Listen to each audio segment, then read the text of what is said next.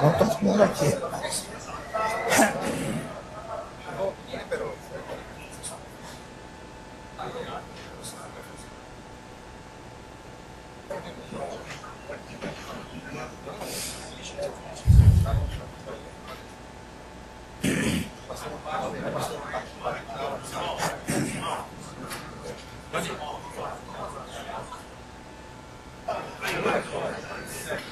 Tá bom.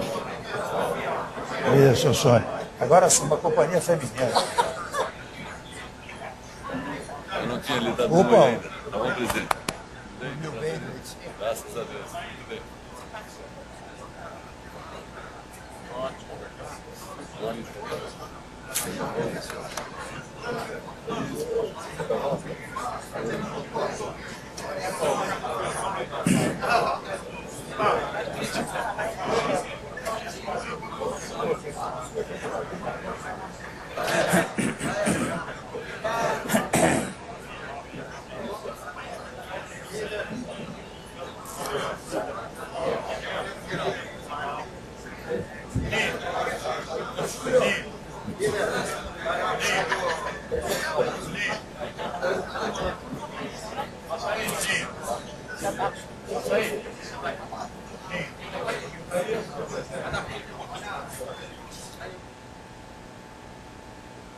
olha, se eu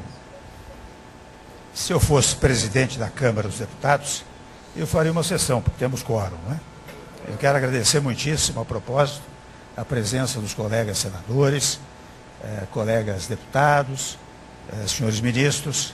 Foi até um aviso de última hora. Eu estou agradavelmente surpreso com este apoio extremamente espontâneo, né? Quero agradecer muito aos senhores e às senhoras. E o meu objetivo aqui, agora me dirijo mais uma vez cumprimentando a imprensa, né? Toda a imprensa brasileira, não sei se há internacional também, mas eu quero me dirigir à imprensa para salientar preliminarmente, que eu me sinto no dever de fazer esta declaração. Não vou chamá-lo de pronunciamento, acho que é um pouco pretensioso, mas é uma declaração, de alguma maneira, esclarecedora, tendo em vista uma denúncia ontem apresentada. Vocês sabem que eu sou da área jurídica. Eu não me impressiono muitas vezes com os fundamentos, ou quem sabe até a falta de fundamentos jurídicos, porque eu advoguei por mais de 40 anos. Então sei bem como são essas coisas. Eu sei quando a matéria é substanciosa, quando tem fundamentos jurídicos e quando não tem. Então, sob o foco jurídico, a minha preocupação é mínima. É claro que eu aguardarei, com toda a tranquilidade, uma decisão do Judiciário. Respeito absoluto meu pelas decisões judiciais. Mas, evidentemente, se fosse só o aspecto jurídico, eu não estaria fazendo este esclarecimento à imprensa brasileira e ao povo brasileiro. Eu o faço em função da repercussão política e, particularmente, em função do ataque injurioso, indigno, infamante à minha dignidade pessoal. Convenhamos, de vez em quando eu brinco, que eu já tenho mais de 50 anos. E eu tive, ao longo da vida, uma vida, graças a Deus, muito produtiva e muito limpa. E exatamente neste momento em que nós estamos colocando o país nos trilhos, é que somos vítima, né, dessa infâmia de natureza política. Os senhores sabem, eu fui denunciado por corrupção passiva. Notem, vou repetir a expressão, corrupção passiva, a esta altura da vida, sem jamais ter recebido valores, nunca vi o dinheiro e não participei de acertos para cometer ilícitos. Afinal, isto é que vale. Onde estão as provas concretas de recebimento desses valores? Inexistem.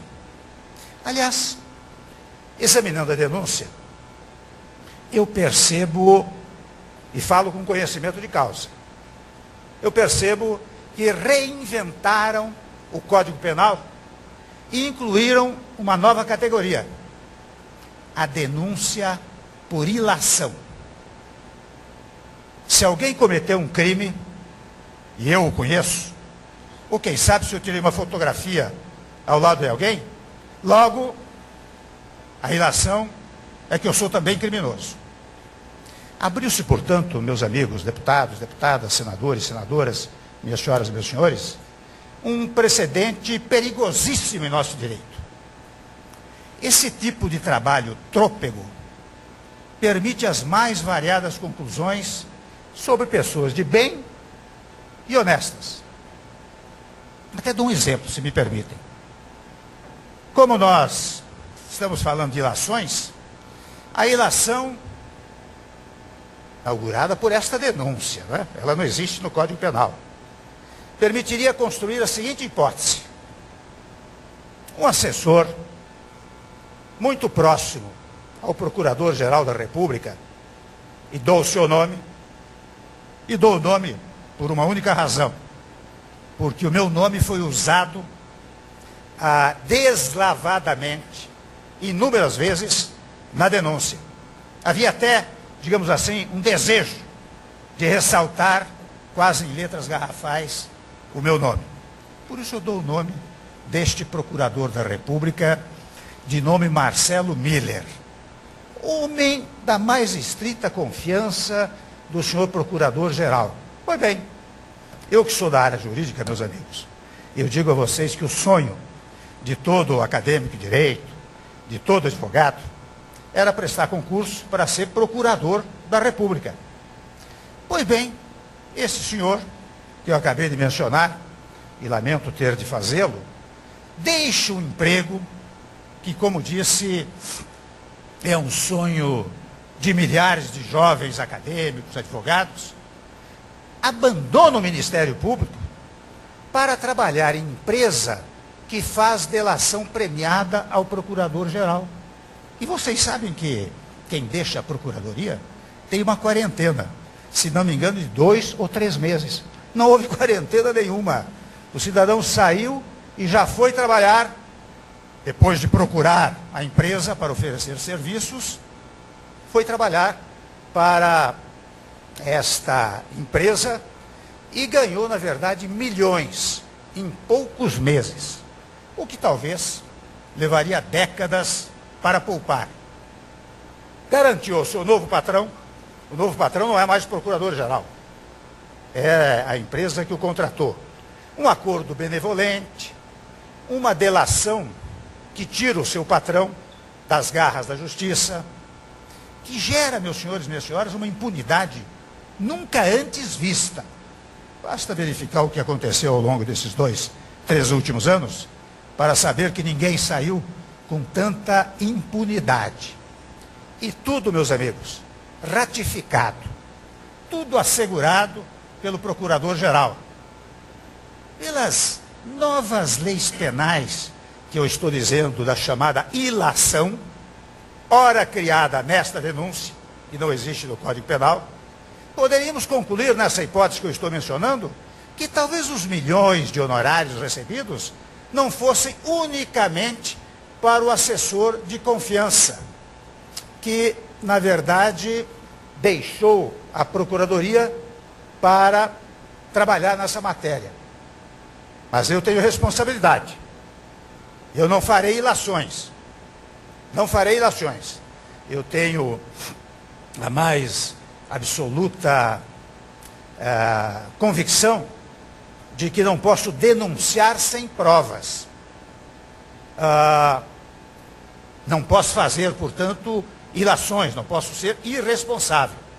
E no caso do senhor grampeador, o desespero de se safar da cadeia moveu a ele e seus capangas para, na sequência, haver homologação de uma delação e distribuir o prêmio da impunidade.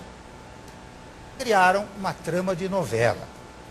eu digo, meus amigos, minhas amigas, sem medo de errar, que a denúncia é uma ficção.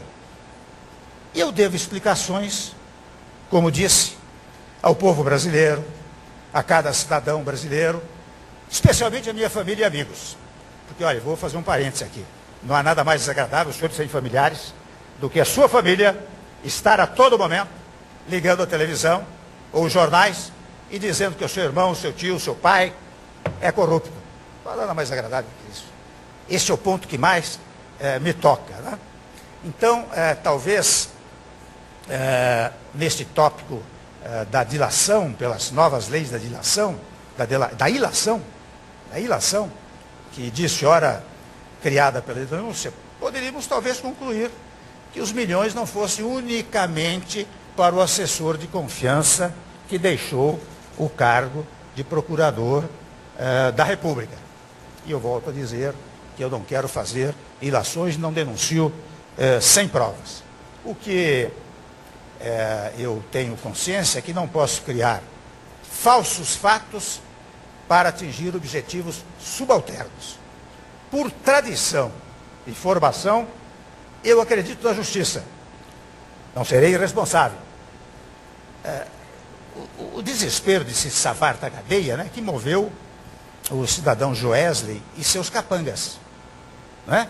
Foi isto que fez com que se houvesse a homologação de uma delação e a distribuição de um prêmio de impunidade. Eu volto a dizer que a denúncia é uma ficção, volto a sustentar que eu devo essas explicações, por isso estou insistindo nelas, talvez esteja sendo um pouco longo, e tentaram imputar a mim, como sabem, um ato criminoso. E não conseguirão, porque ele não existe jurídica e politicamente. Mas exatamente quem deveria estar na cadeia está solto para voar a Nova York ou Pequim, ainda voltar para cá e criar uma nova história, já que a coluna inicial, referente à gravação, começou a ser questionada. Então disseram, vamos trazê-lo de novo por uma nova história que ele venha contar. E ele foi trazido, até de chapeuzinho, interessante. Ele veio de boné, né, para se disfarçar. Nós não precisamos andar de boné, não temos o que disfarçar. E eles conseguiram isso, né, o delator, porque foram preparados, treinados, prova armada, conversas induzidas. Eu sei, para enfrentar o tema, que criticam-me por ter recebido tarde da noite em minha casa o empresário Joesley. Eu recebi sim, naquela oportunidade, o maior produtor de proteína animal do país, se não do mundo. Do mundo. Interessante que eu descobri o verdadeiro Joesley, o bandido, confesso, junto com todos os brasileiros, quando ele revelou os crimes que cometeu ao Ministério Público, sem nenhuma punição. Quero lembrar que o fruto dessa conversa é uma prova ilícita, inválida para a justiça. Basta até dizer aos senhores e senhoras, quem deitar os olhos sobre a Constituição, eu recomendo a leitura do artigo 5º, inciso 56, onde está dito expressamente como direito fundamental que não se podem admitir provas ilícitas. Ora bem, essa gravação foi questionada por um jornal, 2 jornais, 3 jornais, pelo perito que eu coloquei, e agora mesmo, na pesquisa feita seriamente pela Polícia Federal, pelo seu Instituto de Criminalística, está dito que há cerca de 120 interrupções, não é? O que torna a prova inteiramente ilícita. E não fosse isso, a verdade é que quem lê a degravação, quando querem me imputar a ideia de que eu mandei pagar isso, mandei pagar aquilo, ao contrário, o que está dito na sequência de uma frase que o cidadão diz que é amigo de um ex-deputado, mantém boa amizade, eu digo mantenha isso, pois a conexão que se pretendeu fazer, daí a ilação, essa nova teoria do direito penal, que os alunos da Faculdade de Direito vão ficar de cabelos em pé quando souberem dessa nova teoria. Não é? Disseram que não. Quando eu disse isso, eu estava mandando pagar. E, aliás, o próprio ex-deputado, no dia seguinte, publicou uma carta desmentindo e depois, em depoimento, desmentiu. Pois são esses fatos que me assustam, porque as regras mais básicas da Constituição não podem ser esquecidas, jogadas no lixo, tripudiadas pela embriaguez da denúncia que busca a revanche, a destruição e a vingança. E ainda, vejam bem, vou dizer aos senhores, ainda se fatiam as denúncias para provocar fatos semanais contra o governo. Querem parar o país, parar o Congresso, num ato político com denúncias frágeis e precárias. Atingem a presidência da República. Não é uma coisa qualquer.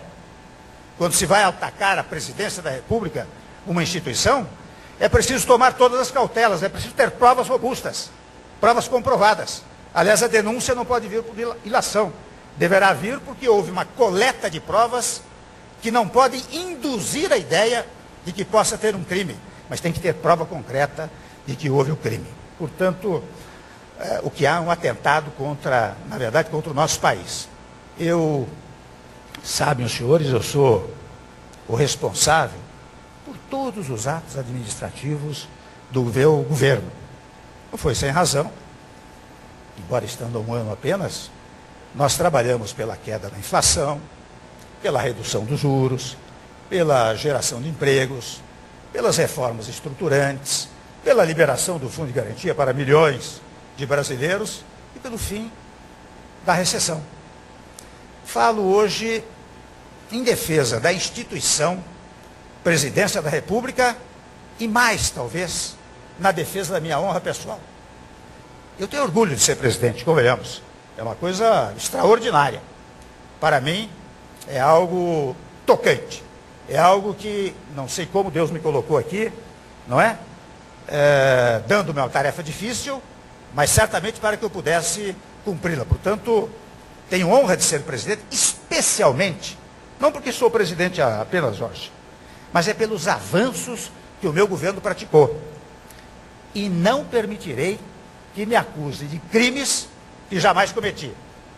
Minha disposição é continuar a trabalhar pelo Brasil, para gerar crescimento e emprego, para continuar as reformas fundamentais, como a trabalhista, a previdenciária, como já fizemos com o teto de gastos, como já fizemos com o ensino médio, como já fizemos com as estatais, como já fizemos com o petróleo.